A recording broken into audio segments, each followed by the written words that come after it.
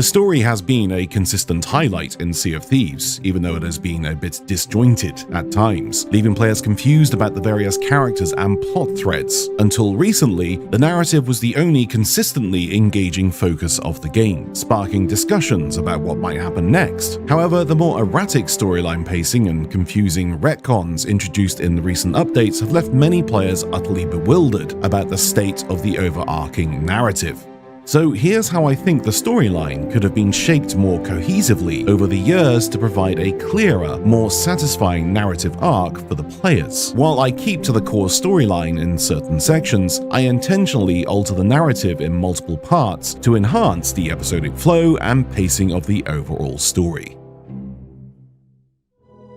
So in the first narrative of Sea of Thieves, titled The Hungering Deep, players encountered a massive sea monster known as the Megalodon. The lore revealed that this beast surfaced due to a fissure that had opened up on the seabed of Sea of Thieves, which turned out to be a crack leading to the Sea of the Damned, the origin of the Megalodon and the sea monster legends brought to life by the Sea of the Damned's memory-forming magic. During the Cursed Sails update, a blacksmith named Wanda discovered a cursed cannon on the seafloor, hearing a voice, later revealed to be that of the cursed pirate Flameheart. Wanda used this cannon to construct powerful cursed cannonballs. The cursed cannons had belonged to Flameheart's flagship, the Burning Blade. It was later revealed that it was Flameheart using his powers within the Sea of the Damned that opened this fissure within the Sea of Thieves, transforming her into one of his loyal cursed crew. She would later resurface as the Masked Stranger.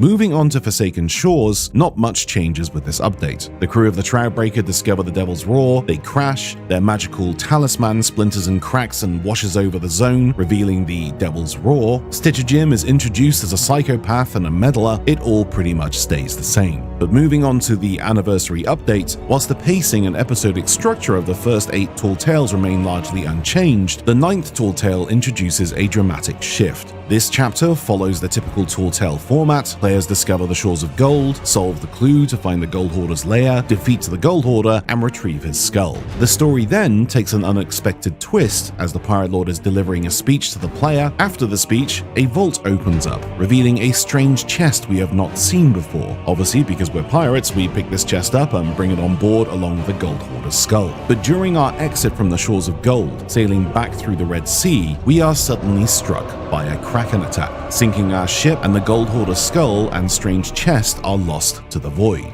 We black out and find ourselves awake on a shoreline, being dragged out of the water by a masked stranger. This stranger is none other than the Servant of Flame, also known as Flameheart's adopted son, except he doesn't look nearly as epic as he does now, more similar to his early days as explained in the comic books. He questions us about the chest with hostile intent before learning of its fate at the bottom of the ocean. For those who do not know, the chest that we found in the Gold Hoarder's lair is the chest Flameheart Jr. found when he was flesh and blood, aboard his flagship, the Silver Blade. Ah, you see? That's how you create intrigue. The Tall Tale ends with Flameheart Jr. nowhere to be seen until we move to the next tale. Seabound Soul. Again, not much is different in this tale. It plays out the same. Pendragon does a derp and releases Flameheart Sr.'s soul and then blames it on us. But shortly after this, the Reaper's hideout begins construction, along with the Masked Stranger and the Servant of Flame, Flameheart Jr.,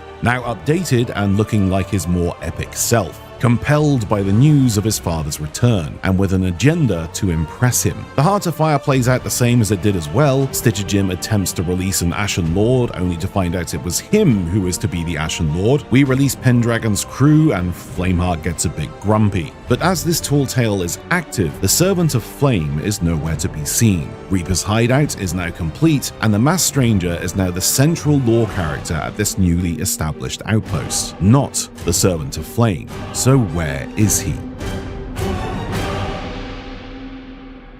Over the next few months preceding the release of Pirate's Life, we learn from Duke and a scattering of journals that the Servant of Flame, Flameheart Jr., was unaware of his father's intentions. He idolized his father and always thought him to be a good man. But even though the Servant of Flame was cursed and his mind twisted, the actions he observed from his father did not align with the cherished memories he still held, and therefore left the Reapers and went on his own path. We did not know what his agenda was at this point, only that he had vanished. That is until the Pirate's Life Tall Tale series. When entering the Coral Fortress, we find Davy Jones, the Gold Hoarder, now covered in coral from being at the bottom of the ocean for a long duration, Duke, now banished, and the Servant of Flame. Not the Masked Stranger. The Servant of Flame now has a new agenda, overthrowing his father by looking for a cure to his curse, and hopefully bring back those fond memories he had during parenthood. He joined the Dark Brethren for one main reason. He needed an allied force, and he was also the one that recovered the Gold Hoarder, along with the Whispering Chest he lost many years ago. This Whispering Chest has the ability to summon the Kraken, so Davy Jones used it to ally with the Sirens, and summon the Kraken for them. Speaking of the Sirens, we did fight the Queen, but she never died, instead fleeing from harm. During the last Tall Tale for this series, everything plays out the same, except after the Black Pearl goes on its adventure into a golden portal, another ship emerges from the depths, the Silver Blade, now crewed by the Servant of Flame, Flameheart Jr., and the remainder of the Dark Brethren, and they can be seen escaping through a portal to the Sea of the Damned. This then brings us up to the start of the Adventures and Mysteries, where the narratives really start to take a massive change. The changes I've made to the storyline, I believe, give the story a more episodic feel. It also ties up several loose ends, such as the fate of the Gold Hoarder, the true agenda of the Servant of Flame, and a first glimpse of the Whispering Chest from the legends. Notably, with the Siren Queen not dying, it explains why she was able to return in the first mystery. Overall, the story feels less erratic and easier to follow, leaving the player eager to find out what happens next. Which is what I'm hoping you as a viewer are thinking about now. But you'll have to wait for that in a part 2. Maybe a part 3 as well, I'm not even sure. But thanks for watching, folks, and I'll speak to you guys very soon. Happy sailing. Oh, before I go... Does anybody know if there's a website where I can look Apex Gaming PCs! Glorious PCs! Look at all these wonderful PCs! PCs for gaming, PCs for work, PCs for everything! I'm looking for an Apple Mac. Holiday discounts, monthly discounts, weekly discounts. Everything you ever need for PCs at Apex Gaming PCs. Apart from Apple Macs. They're not PC, shut up, PC God race only. Apex Gaming PC.